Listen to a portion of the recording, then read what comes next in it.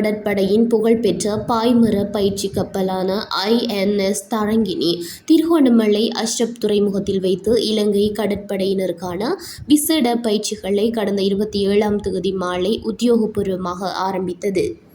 இரு நாட்டு கடற்படைகளுக்கும் இடையிலான நீண்டகால நட்புறவு பாலங்களை வலுப்படுத்தும் நோக்கில் முன்னெடுக்கப்படும் இப்பயிற்சி நெறியில் இலங்கை கடற்படையைச் சேர்ந்த 25 பயிற்சி அதிகாரிகள் பங்கேற்றுள்ளனர். ஆரம்ப நிகழ்வின் போது இலங்கைக்கான இந்திய உயர் ஸ்தானிகர் ஆலயத்தின் பாதுகாப்பு ஆலோசகர் கொமடோர் ஆனந்த் முகுந்தன் அவர்கள் கலந்து சிறப்பித்தார். இப்பயிற்சியின் ஒரு சிறப்பம்சமாக பயிற்சியில் ஈடுபடும் இலங்கை கடற்படை வீரர்களின் குடும்பத்தினரும் கப்பலுக்கு வருகை தந்திருந்தனர். அவர்கள் கப்பலின் உட்பகுதிகளை பார்வையிட்டதுடன் வீரர்களின் பயிற்சி சூழலையும் நேரில் கண்டு களித்தனர்.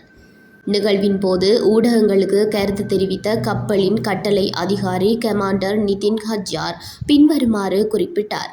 இந்திய இலங்கை இடையிலான ஆழமான மற்றும் வரலாற்று ரீதியான நட்புறவின் அடிப்படையிலேயே இந்த பயிற்சிகள் திட்டமிடப்பட்டுள்ளன. நவீன தொழில்நுட்பங்கள் நிறைந்த இன்றைய கடற்படை சூழலிலும் பாய்மர கப்பல் மூலம் வழங்கப்படும் அடிப்படை சீர்மிய பயிற்சிகள் ஒரு கடற்படை வீரரின் ஆளுமைக்கும் மன உறுதிக்கும் மிக அவசியமானவை.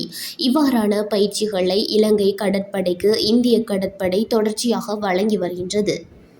இது இரு நாட்டு பாதுகாப்பு ஒத்துழைப்பை அடுத்த கட்டத்திற்கு கொண்டு செல்லும் என்பதில் ஐயமில்லை.